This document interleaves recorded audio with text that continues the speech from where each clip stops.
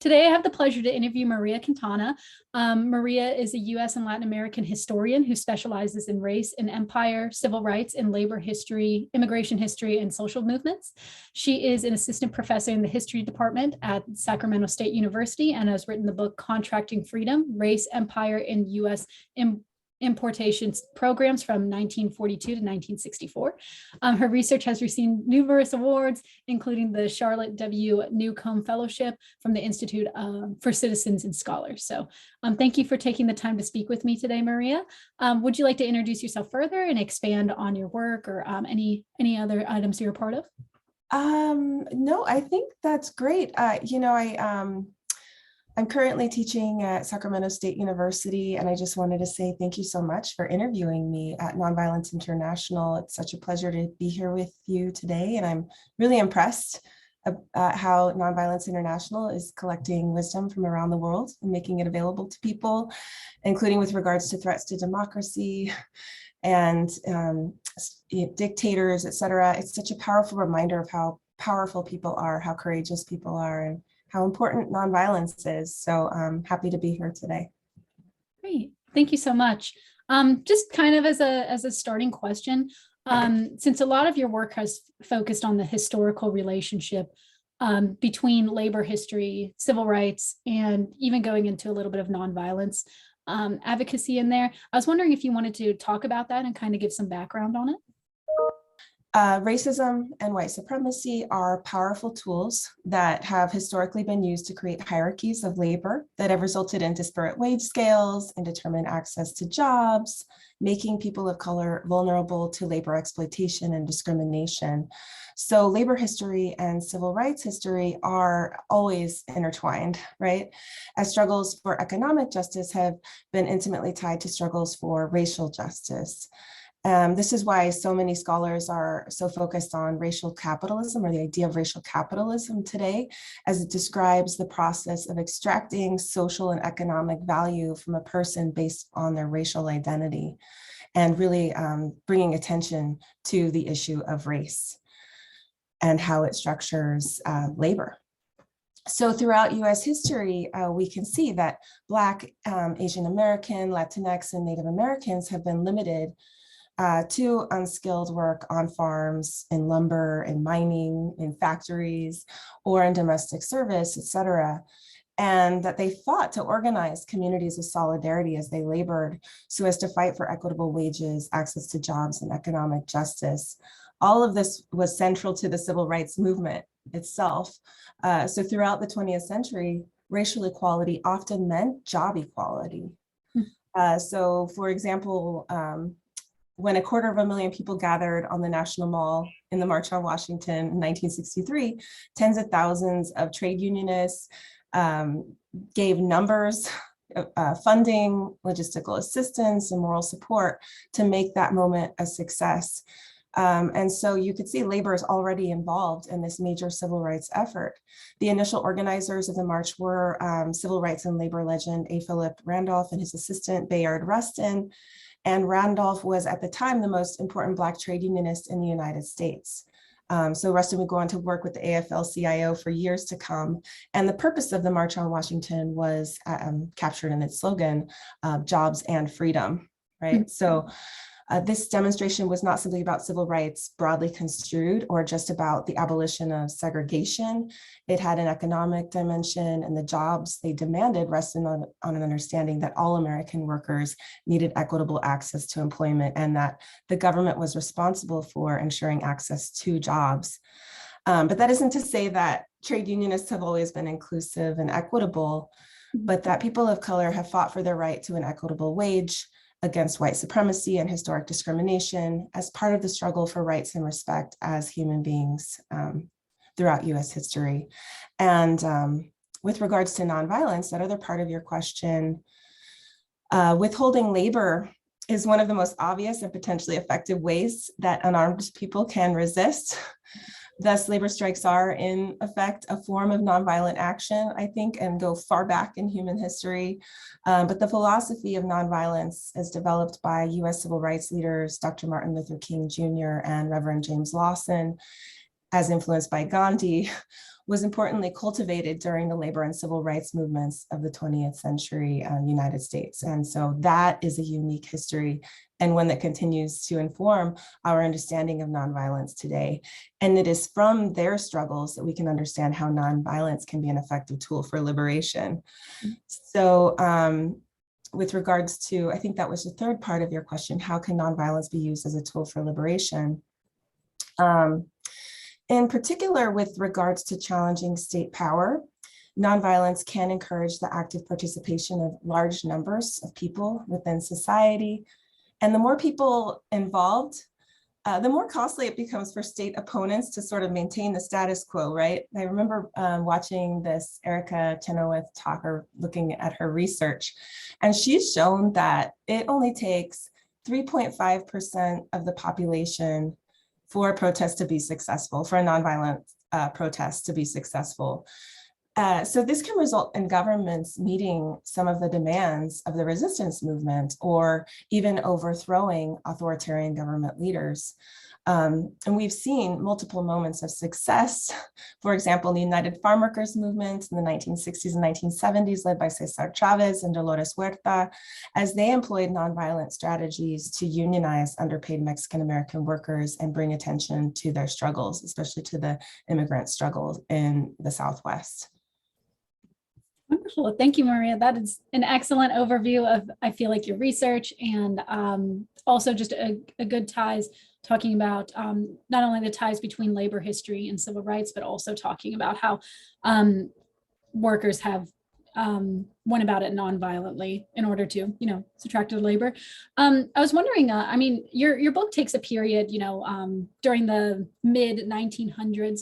And I was wondering if you could, what's kind of your perspective on some different issues now? One that comes to mind, even though I might not be the most educated about it, but is the Amazon strike. And I know for a while, Amazon workers really struggled to get a union, and the corporation imposed different things to make that very difficult for them to do so. So I was wondering how you see this kind of coming into the present day beyond your book. Is it still kind of similar strategies, or have they kind of evolved?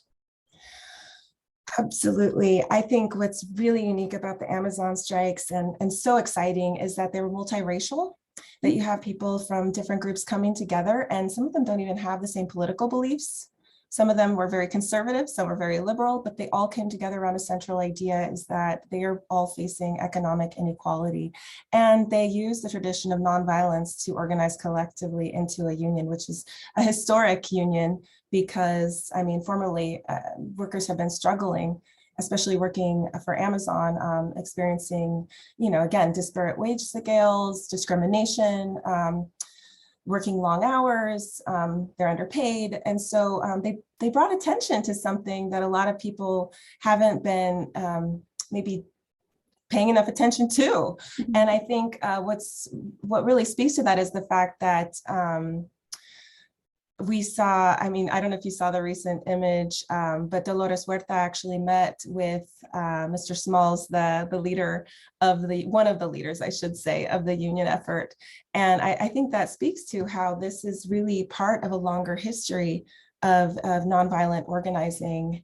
And the fact that Dolores Huerta is supporting it shows that she sees it the same way. And I think we have to really look to this moment now that we're in, where we see workers in places like Amazon and Starbucks organizing for rights. We can kind of see that this is a moment that we can take inspiration from, and that it is an unprecedented time for nonviolence organizing. And so, yeah, I think it's definitely tied to what I was just saying. Absolutely.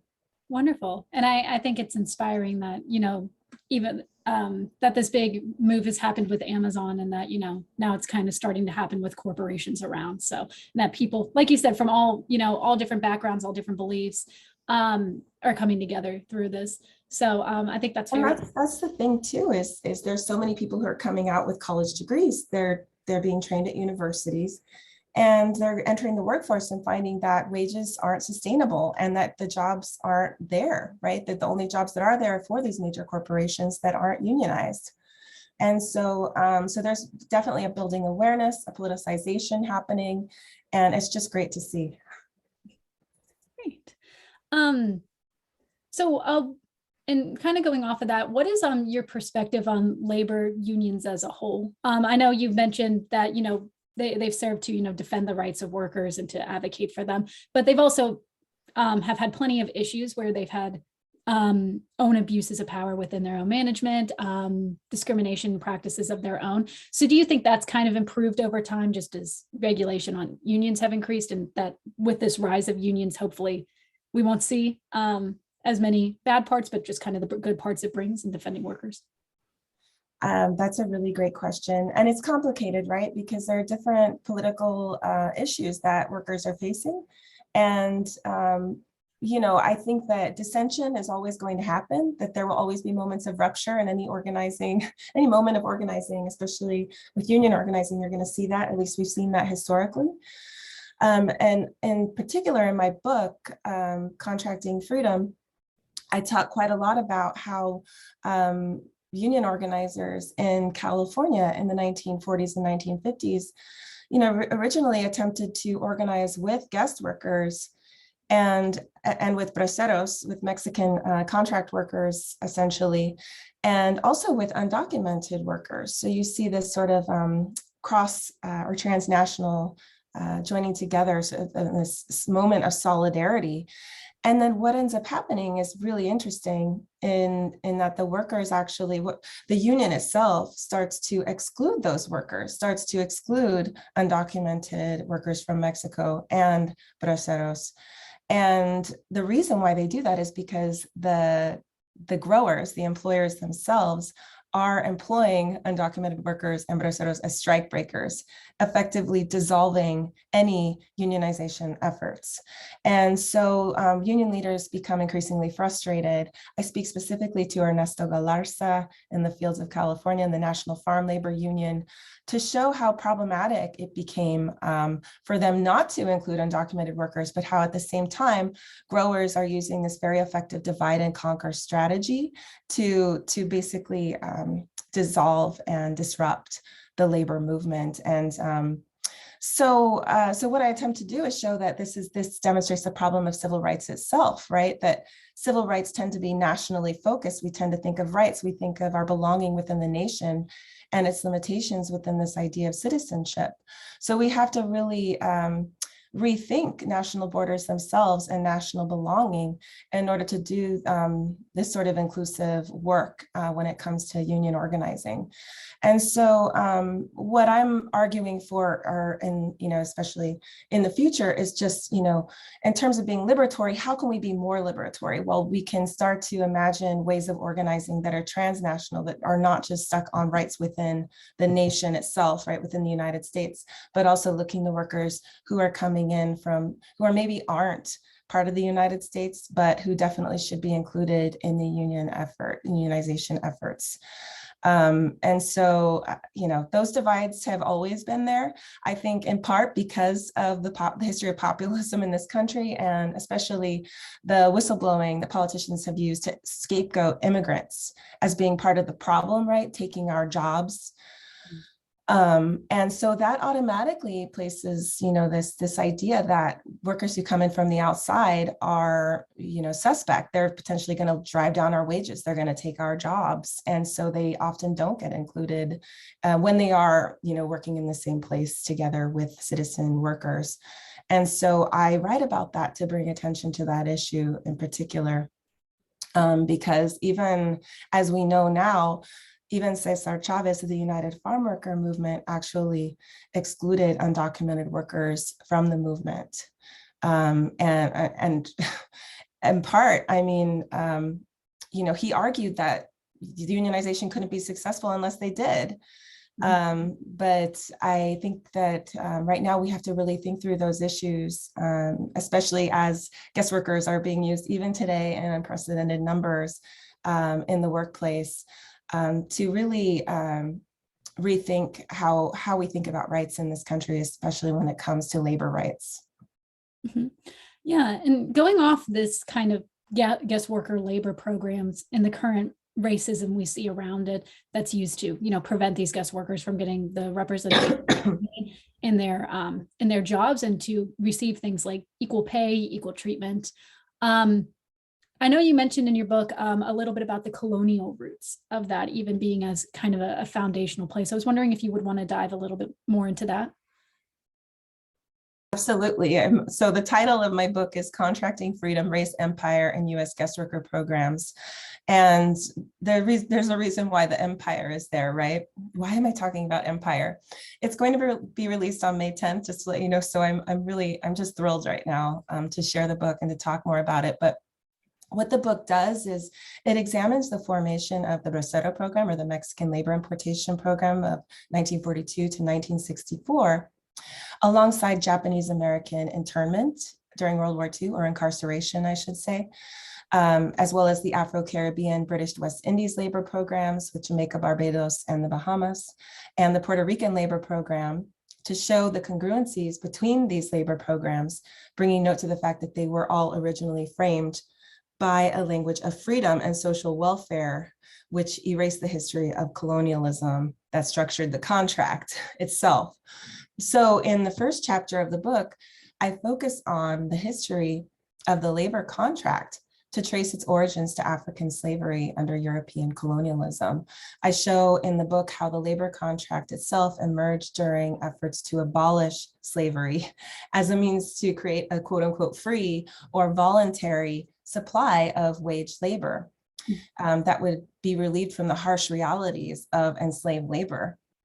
And when the British importation of Indian contract labor into the British West Indies turned out to be just another form of labor coercion or unfree labor, the supposed freedom of the labor contract elided or erased the realities of that coercion. So it made it seem as if, you know, it wasn't there, right? That they still had somehow had protections.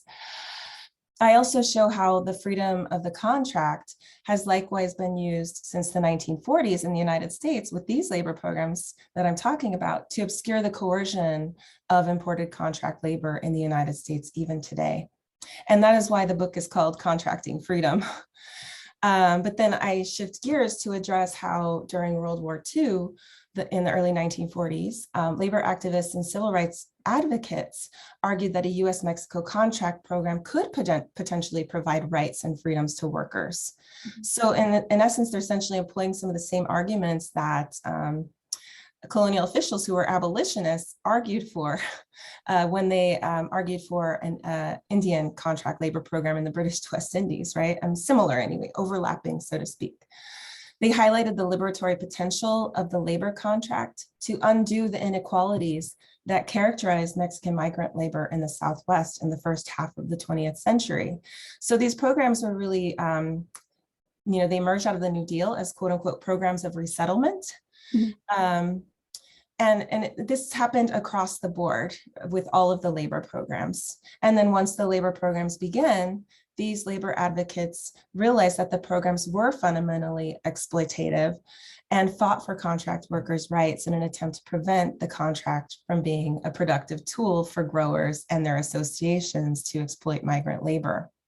But that is where race, class, and nation come in, these ideas that shape the nature of contract labor, because while guest workers signed temporary labor contracts that indicated their voluntary passage as wage laborers, not slave laborers, what they experienced was quite the opposite. And their movements were controlled.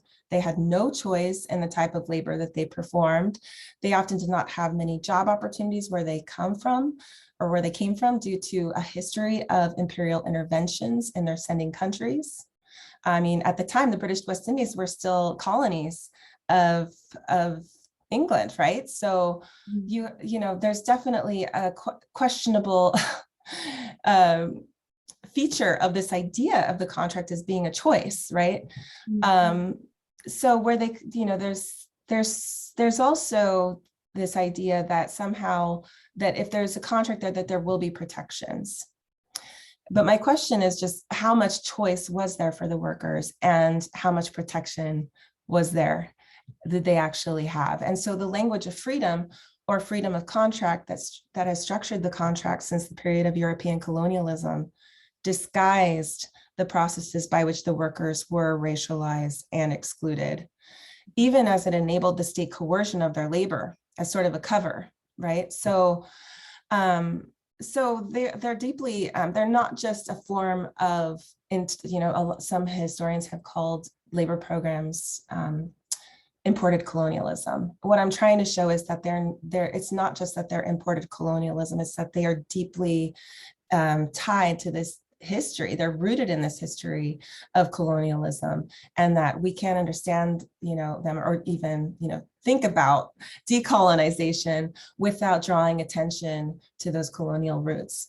And again, this is important because we continue to believe that the rights provided in the guest worker contract, especially with H-2A labor programs today, that they will protect workers from exploitation. That's why we continue to turn to them. As we've seen in the immigration reform debates over the contemporary, quote, immigration crisis in the United States, the conversation still focuses on preventing undocumented immigration and offering guest workers as a solution and a means to provide a legal pathway to work in the United States that will presumably protect workers. And it is precisely the illusion of legality and protection that authorizes and also elides the continued racialization and inequality that these workers face, as well as the violence and the coercion. And that is why I argue in the book that we can no longer look to contract labor programs as viable solutions for migrant workers. But I don't know, did you ask about race, about the way that I use race? No, yeah. I mean, I guess like just about the colonial roots and stuff. And so where did that come from? And then, how is that led to now? But thank you for that overview. I think that's really great. And it is very troubling to see that, people and our leaders still see that as a potential solution to still contract freedom and to, add these contracts for guest worker programs, when clearly in the past, they've only led to more oppression. Even though I'm not sure if you mentioned this in your book or you really have, do you have any recommended pathways you think instead this issue could be figured out instead of doing guest worker programs? I think right now where the movement stands, and I offer any policy considerations in the book itself. But what I'm trying to do is draw attention to this so that we stop normalizing the contract as an effective solution, because as we've seen with the Trump administration, the administration was talking all along about immigration restriction, right? And preventing undocumented workers from coming in. That was their goal. And then, within 3 years of his presidency, we see guest workers increasing by about 3 times in number. So again, they became an effective response to, exclusion, right? It's like we can exclude and deport, but then this will ease the labor shortage that results from that. But the goal is just to create a vulnerable labor supply that can be easily exploited. And so, in terms of policy, I think drawing attention to it is the most important thing, that we're having these conversations, that we're confronting them, and that we're thinking about the role of the state in all of this and what we can do to either, remove the authority of the state over guest workers and to create something else, or to rethink the way that we think about rights themselves, right? So that's what I offer, but I do think that it is something that we need to have more discussions around. Yeah. No, thank you so much for raising this issue. And then I agree, discussing it is just, it's a good beginning to not let it continually be a solution that just does not work and very much just oppresses people and continues these systems of oppression. So great. And you said your book is coming out May 10th? Yep, May 10th. Yeah, it's coming up quick. I'm very excited. There will be some events coming up around it, and they'll probably be posted online on my Twitter page. So if you're interested, I will share the links with you. Wonderful. And just kind of as a final question to learn more about you and in your work, on a separate thing I saw on this online reference center called Black Pass that you, which is a reference center with the wealth of materials on African-American history. You've contributed numerous articles about specific individuals, such as Addie Waits Hunton. And I was just wondering what kind of drew you to this page and to recording like this history. Of course. Well, in graduate school at the University of Washington, I took a position as the webmaster for blackpast.org, led by Professor Quintard Taylor, a historian of African American history. And he had decided to create an encyclopedia, so to speak, of African American history. And as we began working on it, he started to focus on Black people and their struggles for freedom all over the world. And so that is why you saw my entry on, for example, Addie Waite-Hunton and Goldwyn Ajala, as well as Celia Cruz, which you didn't mention, but I think is important because of that global dimension that the Black Past brings to understanding African American history. I wasn't given much choice in terms of the people that I wrote about. I chose from a long list, but it was a limited list. But what drew me in particular to Addie Waite-Hunton was her work as a civil rights activist, writer, a suffragist, and political organizer. Black women's efforts are frequently erased from the history of the women's suffrage movement of the late 19th century. And this entry that I wrote centers Black women's struggles for equality and for the vote as an aim to show how the Black women liberation struggles of the late 19th century were incredibly important to the success of the women's suffrage movement, just in general. And I think it's important to note that Addie Waite-Hunton was also a peace activist. As a member of the Women's International League for Peace and Freedom, Hunton actually visited Haiti in 1926 to survey and resist the United States occupation of Haiti. And she was a woman who opposed violence and imperialism that we can all take inspiration from today. And on the other hand, Goldwyn Ajala is important to understand one central motivation of nonviolence action, which is love and caring for others. Ajala lost his life fighting to save the lives of thousands of people who were trying to escape the World Trade Center towers on September 11th, 2001. In his attempt to evacuate people, most of whom were strangers to him, we can take inspiration for his self-sacrifice as that which continues to motivate nonviolence in action as an expression of love and compassion. Wonderful. It sounds like a great item to be a part of, not only to report on peace, but to bring this important history that's usually suppressed to light. So that's great. And that's the other thing is been working a lot of on education efforts just to bring attention to not only the history of Black people, but to write more inclusive histories that are taught at public schools. And so I've been working with a lot of community partners on that. Great. No, and that's also a wonderful effort too, because I know at least as a student who's studied in America and stuff, I know our history is very white centered and it's very much the colonialist white male perspective. And so we don't see the perspective a lot of women or people of color, and we miss out on that. And so I think that's a really important effort. I'm glad to hear that that's part of your work. Are there any remaining thoughts or any advice just from your work that you would like to share with our audience before we close? No, I mean, the one thing I wanted to bring attention to is that I've been collaborating with World House at Stanford University to create curriculum around nonviolence. We are going to be posting a list of resources for teachers. So if any teachers are watching, stay tuned. I know that you mentioned that you could potentially attach it to this interview. I would love that so that, you know, if anyone is watching, they can click on that link and find those resources. But no, I think that's about it. I really appreciate your time. Thank you for having me. Of course.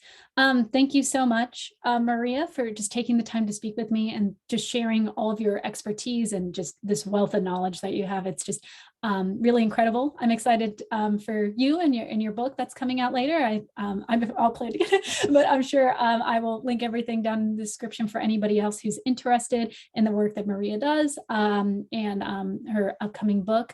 But thank you so much. And I wish you the best as you continue your academic work as well as your nonviolent advocacy. Great. Thank you so much. I appreciate it. Take care. If you think these conversations are important and would like to see them continue, please consider supporting MVI and the work we do by subscribing to this YouTube channel, following us on Twitter and Facebook, and visiting our website. Please consider donating to our organization and checking out our nonviolent training archive and database linked in the description. Every little bit counts to help build a more nonviolent and just world.